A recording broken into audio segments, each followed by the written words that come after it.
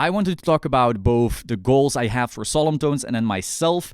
Now, if you're watching this on a channel that isn't my personal channel, the Maxim Solemn channel, it's possible you're watching this on Solemn Tones, that I upload this as a highlight or something. So now we're going to go over my goals for Solemn Tones and then later my personal goals. So the way I started Solemn Tones, the goal was always, look, we have EDM producers, pop producers, rap producers who all can make their instrumentals like this.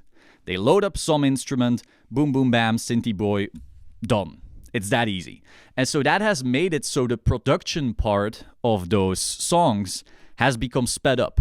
You can have these producers and DJs and so forth being on tour, not currently sadly, but being on tour and just writing and producing and boom, boom, boom, boom, boom. Send it over to someone else. They work on it, send it back, boom, boom. It's so simple and efficient. And then you have a metal band who need to grab their instruments and hope they're intonated well and hope they're all set up and then start recording with an audio interface and maybe a DI box and then play it and left and right and all of this bullshit that you have to go through just to get things written and recorded. Now, obviously, that's part of being in a real band. That's just, if you want real instruments and you want to play in an instrumental band, you need that. But what that has done, in my opinion, is we've gotten to a point where in culture, rock and metal is less relevant than ever before. Rap is culture. And so you may say, oh, but it's because rap saw a revival. But you got to ask yourself why. I feel in our current world where everything is 24/7. Come on, release. I want more stuff, more content. I want to literally consume the artists that I like every single moment of the day. How are you going to do that with a rock and metal artist who requires months to make their album? So while all these rap artists are just shooting out these mixtapes and SoundCloud songs and all of this stuff that they can make very quickly because of how streamlined that whole production process is, rock and metal artists can't. And so I feel that because of the sheer lack of volume that bigger artists in this niche can produce, that is essentially why it has fallen back. So that was literally the reason why I created Solemn Tones. There are videos of me saying that I want to be able to make music faster within this genre. I want to be able to pump out a song every day if I wanted to. Now, that has then shifted. I am just making my own music for enjoyment. I'm not really looking to be mega famous rock star or anything like that. I feel maybe too introverted. I'm not into the touring and party and live shows and everything. I can enjoy the music, but I'm not like that. I'm not the mega energetic woohoo kind of person. But we need those kind of people. We need our famous rock stars, and they need to be able to produce content extremely quickly. So that brought us to Solemn Tones, having software instruments where you can produce your music, whether it's just for the writing process or the final production process, being able to make our songs way more efficiently and faster. So that if you are a rock or metal artist, you can pump out content very quickly, like a EDM producer, a rap producer, or a pop producer, so we can just keep up with the pace that the modern world requires. Now, that was the idea. And that brings us to, okay, so we have our guitar, our bass, and drums. However, what if you get to a scale where all those people who can now produce swiftly all sound the fucking same? Because if they are all using the exact same MIDI bass and the exact same drums and the exact same guitars, sure, creativity is important, writing your own songs is important, but you are starting to get to a point where a lot of things sound homogeneous because everyone knows, oh, that's late snare 10 or 12 or kick 10 or 12 and so forth. You are making it extremely easy to have the same sounding music. So what is the next step? My goal now is, I feel like with Loki 2 and Kraken and Odin 2 already before that, Mjolnir Drums, I feel they're now all at a level where they're really, really fucking great.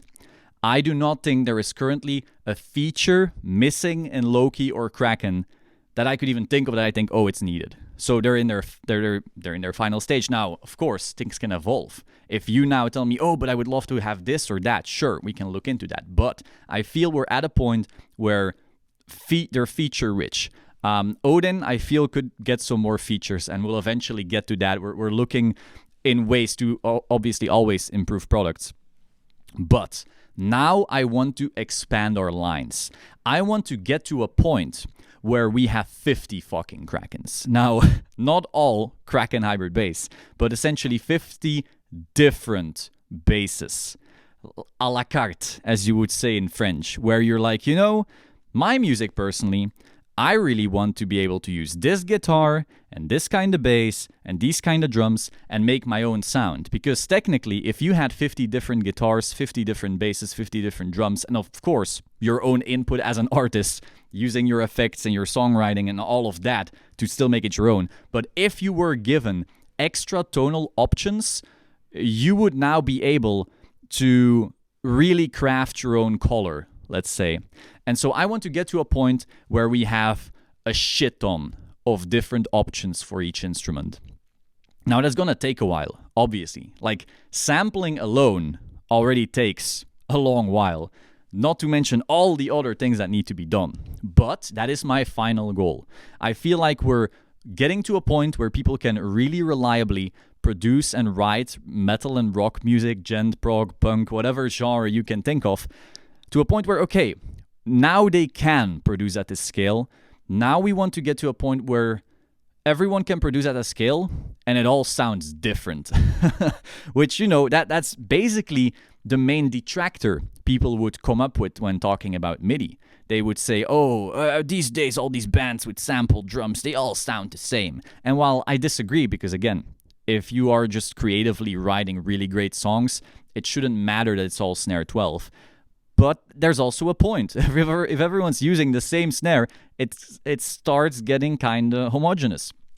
And so we want to move away from that. We want to have literally someone enter the store and go, okay, I really like this bass sound and this guitar sound and this drum sound.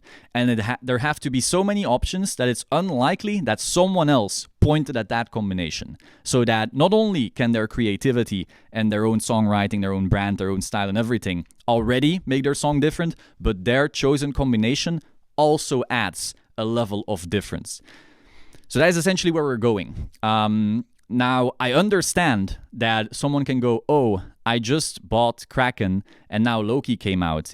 But the thing is, they're different basses with the same functions. So if you bought Kraken, Loki coming out doesn't matter. And also, Loki was already available before Kraken, but Loki 2 coming out, let's say.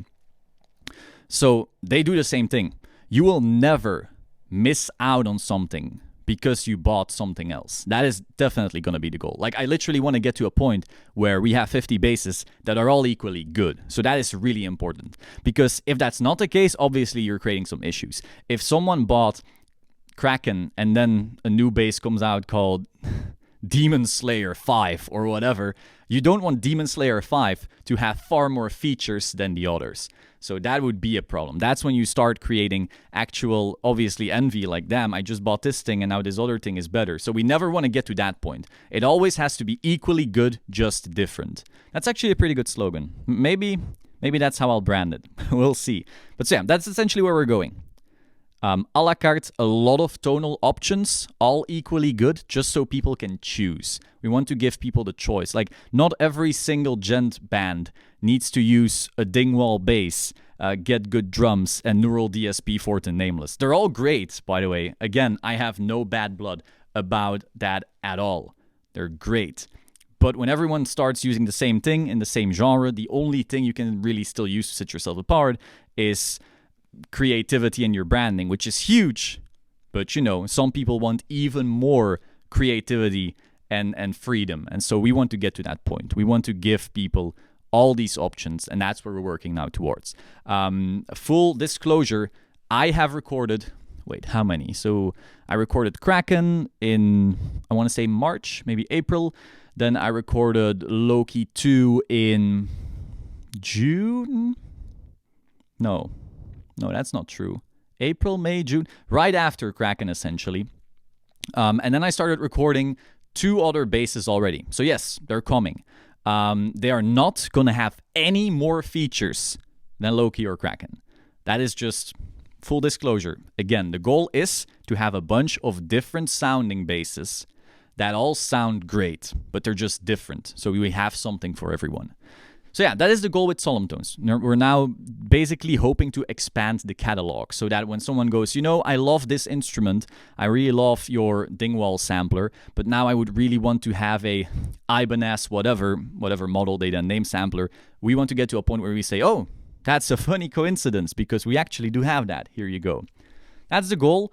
Obviously, not just bass. I want to just do the same for guitars and drums and so forth. The thing is just that guitars are more complex. So it'll take way more time to finish 50 guitar samplers than to finish 50 bass samplers.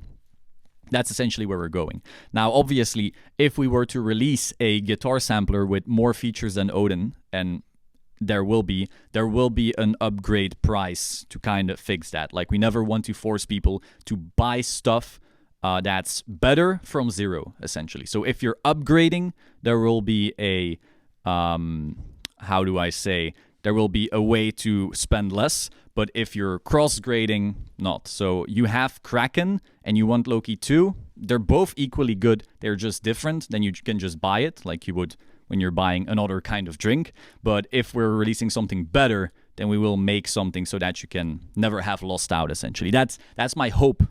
Philosophy-wise. So that's essentially the goal for Solemn Tones. Now, moving this podcast more towards me again, and now this part would not be on the Solemn Tones channel, so if you want to check out the rest, go to my Maxim Solemn channel. I'll put a link in the description.